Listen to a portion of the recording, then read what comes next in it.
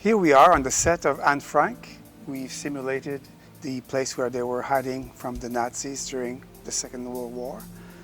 We were more adamant about creating a mood, an atmosphere than historical exactitude. What we have here, we have a window behind which we have a projection. The projection is ensured by slides, glass slides that I found in a flea market. They're antique slides, reversal black and white photographies from different parts of Europe, simulated here a street of Amsterdam. We used the DLH 400D with the Eagle Eye instrument to get a very bright, cool tone outside that would be 4 to 8 stops brighter than what's inside, which is what actually happens in reality.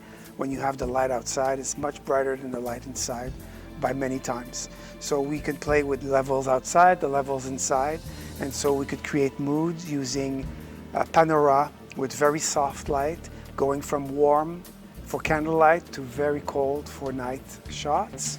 And we also had punctual double aspherical point lights, DLH4 and also HMI's DLH 200S and 200D. So we get this extremely cool or very warm ambience.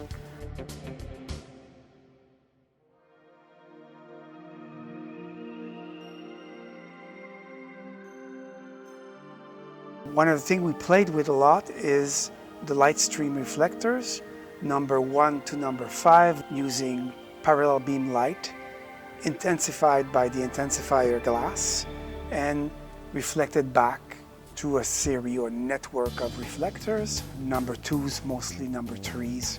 That could be the natural light coming from bouncing off the walls or different places in the room. For a rainy day, a sunny day, morning, evening, we created this atmosphere of explosions and very, very dim, warm ambience.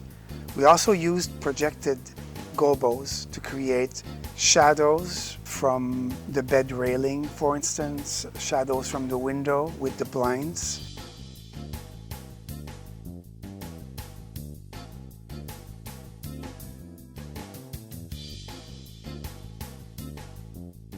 So my students and I have been working for several weeks, building the set, bringing up the lights, illuminating, testing, adjusting all the time.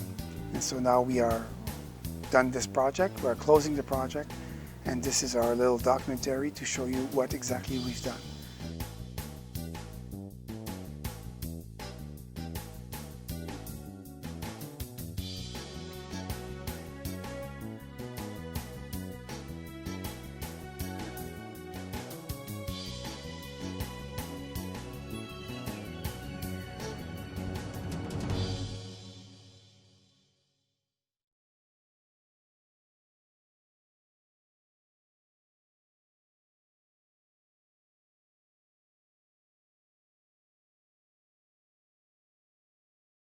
« 12 juin 1942. Je vais pouvoir, j'espère, te confier toutes sortes de choses, comme je n'ai encore pu le faire à personne. Et j'espère que tu me seras d'un grand soutien. Je vais commencer au moment où je t'ai reçu, c'est-à-dire quand je t'ai vu sur la table de mes cadeaux d'anniversaire, car j'étais là quand on t'a acheté, mais ça ne compte pas.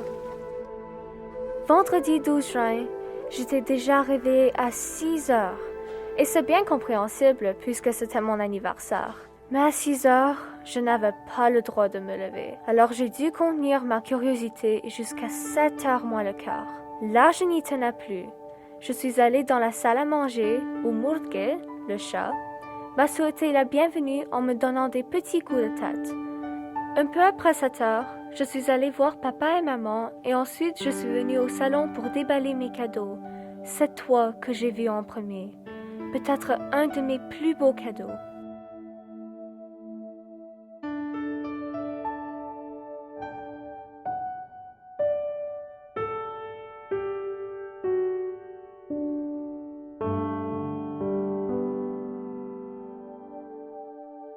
Chère Kitty, hier, j'ai eu une peur bleue. À 8 heures, on a entendu un coup de sonnette retentissant. J'ai tout de suite pensé que quelqu'un venait. Tu devines qui. Mais quand on m'a assuré que c'était des petits plaisantins ou le facteur, je me suis un peu tranquillisé. Maintenant, pendant la journée, c'est le calme plat.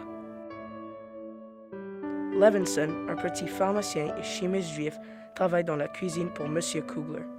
Il connaît la maison de fond en comble. Aussi avons-nous tout le temps peur qu'il ait l'idée d'aller jeter un coup d'œil dans l'ancien laboratoire. Nous ne faisons pas plus de bruit que des souriceaux. Mercredi 29 mars 1944. Chère Kitty, hier soir, le ministre Boukestine a dit sur Radio Orange qu'à la fin de la guerre, on rassemblerait une collection de journaux et de lettres portant sur cette guerre. Évidemment, ils se sont tous précipités sur mon journal.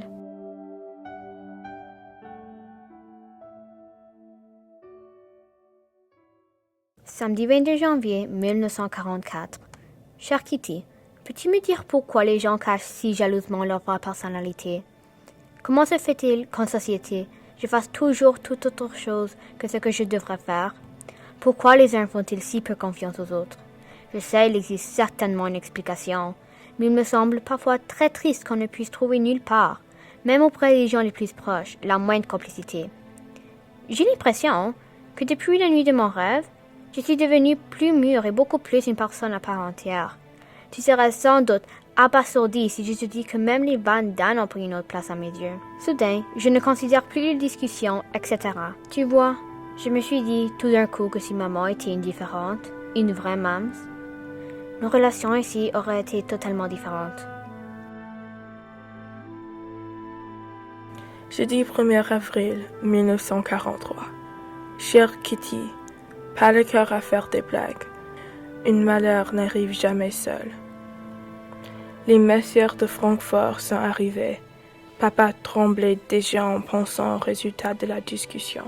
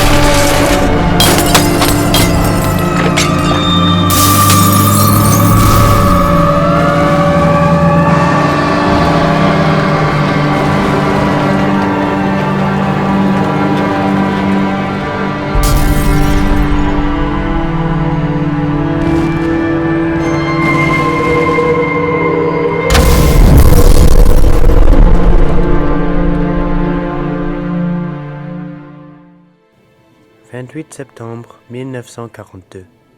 L'idée de ne jamais pouvoir sortir m'oppresse aussi plus que je ne suis capable de le dire, et j'ai très peur qu'on nous découvre et qu'on nous fusille. Évidemment, une perspective assez peu réjouissante. Papa est toujours si gentil, il me comprend si parfaitement, et j'aimerais bien pouvoir me confier à lui sans éclater aussitôt en sanglots. Mais il paraît que c'est une question d'âge. J'aimerais bien ne jamais m'arrêter d'écrire, mais cela deviendra beaucoup trop ennuyeux. Jusqu'à présent, je n'ai pratiquement fait que noter des pensées dans mon journal, et je n'ai pas encore réussi à écrire des histoires intéressantes que je pouvais lire plus tard devant tout le monde. Mais, dorénavant, je vais essayer de ne pas être sentimental ou de l'être moins, et d'être plus fidèle à la réalité.